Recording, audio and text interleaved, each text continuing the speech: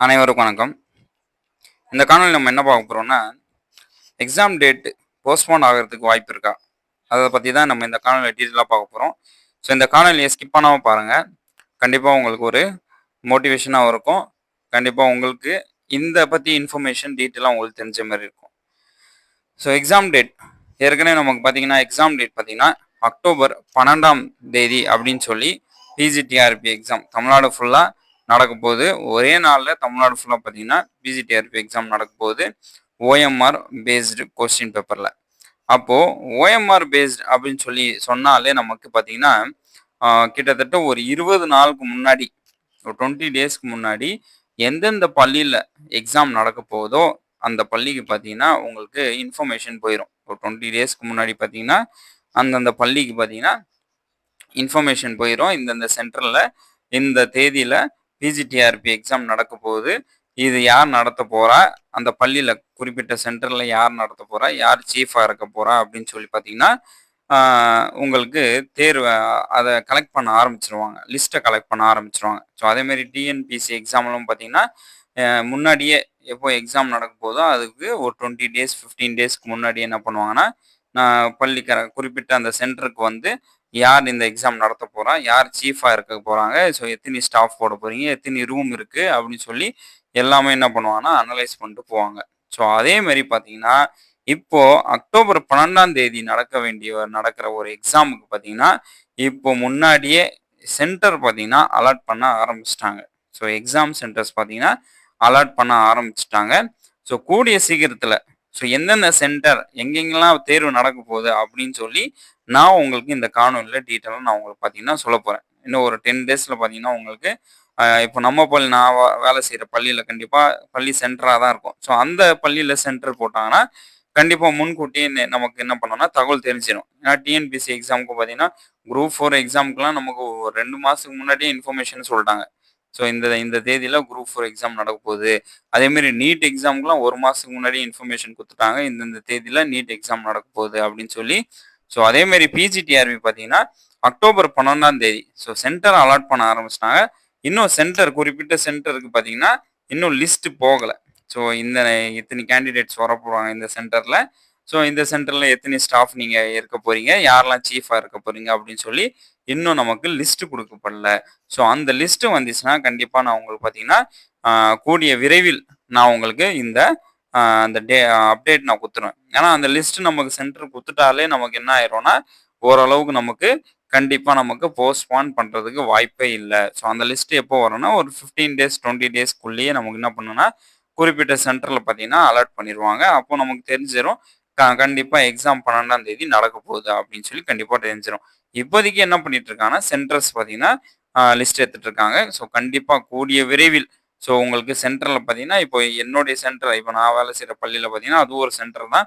So அந்த சென்டர்ல உங்களுக்கு எக்ஸாம் அறிவிச்சாங்கன்னா, கண்டிப்பா நான் உங்களுக்கு அத பத்தி இன்ஃபர்மேஷன் முன்கூட்டியே நான் உங்களுக்கு சொல்லுவேன். ஸோ இந்த சென்டர்ல கண்டிப்பா எக்ஸாம் நடக்க போகுது. ஸோ அதனால எல்லாரும் தேர்வுக்கு ரெடி ஆயிருங்க. ஏன்னா தேர்வு பார்த்தீங்கன்னா, நமக்கு போஸ்ட்பான் பண்றதுக்கு வாய்ப்பே கிடையாது. ஸோ தேர்வு பார்த்தீங்கன்னா, நமக்கு போஸ்ட்பான் பண்றதுக்கு வாய்ப்பே இல்ல. ஸோ எந்த ஒரு ரீதியாவும் பார்த்தீங்கன்னா, போஸ்ட்போன் பண்ண மாட்டாங்க. ஏன் போஸ்ட்போன் பண்ண மாட்டாங்க அப்படின்னு சொல்லி பார்த்தீங்கன்னா, நமக்கு பார்த்தீங்கன்னா, ரிசல்ட் பார்த்தீங்கன்னா, நமக்கு எலக்ஷனுக்கு முன்னாடி ரிசல்ட் கண்டிப்பா விட்டே ஆகணும்.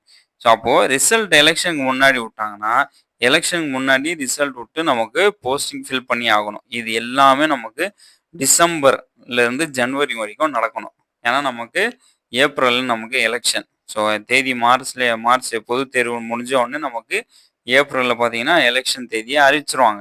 அப்போ ஏப்ரல்ல எலக்ஷன் நடக்குதுன்னா, கண்டிப்பா நமக்கு ஜனவரியிலேயே இது எல்லாமே அவங்க கிளியர் பண்ணியே ஆகணும். ஸோ பார்த்தீங்கன்னா, நமக்கு தேர்வு முடிஞ்சு கண்டிப்பா அந்த தேர்வு முடிஞ்சு பார்த்தீங்கன்னா, ஒரு 10 நாள் ஆகும் ஆன்சர் கீ வர்றதுக்கு.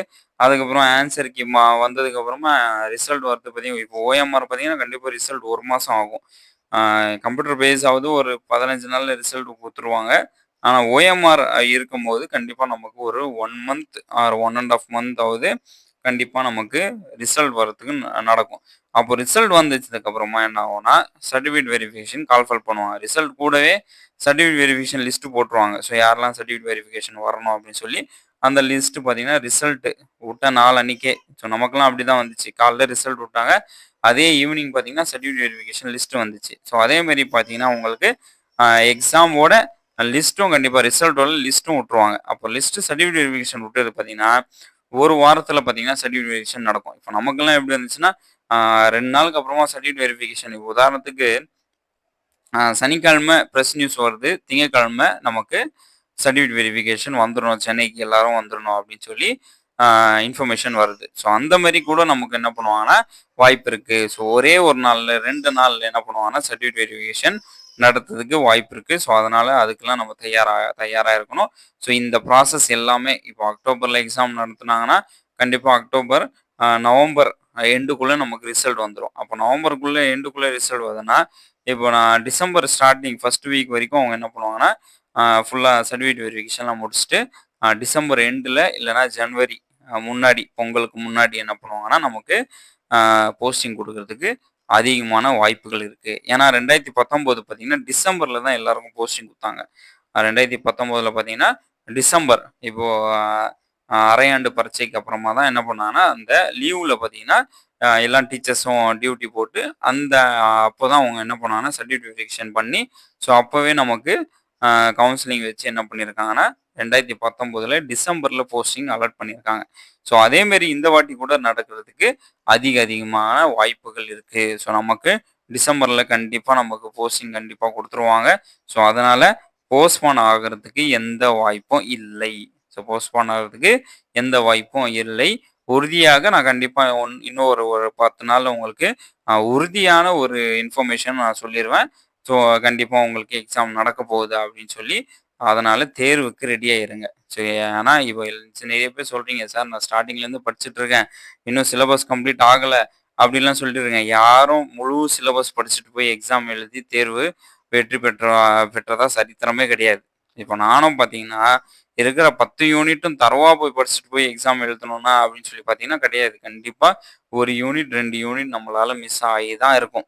கண்டிப்பா நம்மளுக்கு படிக்கிறதுக்கு டைம் இருக்காது. ஸோ அது நம்ம படிச்சா நமக்கு மண்டையில ஏறாது. ஸோ அந்த மாரி ஒரு சில 1 யூனிட், 2 யூனிட் கண்டிப்பா இருக்கும்.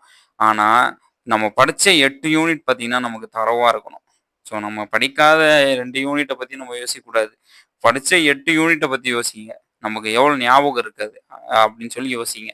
ஸோ அத நம்ம தரோவா பண்ணாலே போதுமானது. நமக்கு தேர்வுல நம்ம ஈஸியா நம்ம வெற்றி பெறலாம். ஸோ நம்ம எவ்வளோ படிச்சிருக்கோம் அப்படின்னு சொல்லி நம்ம முக்கியம் கிடையாது. இந்த தேர்வு பொறுத்தவரைக்கும் நம்ம எவ்வளோ படிச்சிருக்கோம், ஃபுல் யூனிட் முடிச்சிருக்கோமா, ஃபுல் சிலபஸ் முடிச்சிருக்கோமான்னு நம்ம முக்கியம் கிடையாது. படிச்ச யூனிட்ட கரெக்ட்டா ஞாபகம் வச்சு, அதுக்குண்டான கொஸ்டினுக்கு உண்டான கரெக்ட்டான ஆன்சர் போட்டிருக்கோமா, அதுதான் ரொம்ப ரொம்ப முக்கியமானது. ஸோ அதனால அதுக்குண்டான முயற்சி செய்யுங்க. ஸோ அத பத்தி நீங்க கவலைப்படாதீங்க. இன்னும் சிலபஸ் முடியல, எக்ஸ்டெண்ட் பண்ணா நல்லா இருக்குமே, எக்ஸ்டெண்ட் பண்ணிருவாங்க. ஸோ இதெல்லாம் சில பேர் சொல்லுவாங்க. எக்ஸாம் நடத்த மாட்டாங்க, கண்டிப்பா தள்ளி போகும், யாராவது கேஸ் போட்டுருவாங்க. அதெல்லாம் வாய்ப்பே கிடையாது. பிஜிடிஆர்பி பொறுத்தவரைக்கும் யார் என்ன 1000 கேஸ் போட்டா கூட அரசு பார்த்தீங்கன்னா, பிஜிடிஆர்பி கேஸ் நடந்துட்டு தான் இருக்கும். எக்ஸாம் வச்சுட்டு தான் இருப்பாங்க.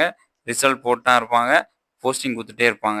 ஸோ என்ன கேஸ் இருந்தா கூட ஸ்டே பார்த்தீங்கன்னா, நமக்கு பிஜிடிஆர்பி பொறுத்தவரைக்கும் ஸ்டே வாங்கவே முடியாது. ஸோ அதனால நீங்க தைரியமா என்ன பண்ணுங்கன்னா, தைரியமா நீங்க படிங்க. ஸோ கண்டிப்பா நம்மளால வெற்றி பெற முடியும். ஸோ அனைவருக்கும் வாழ்த்துக்கள். நன்றி. வணக்கம்.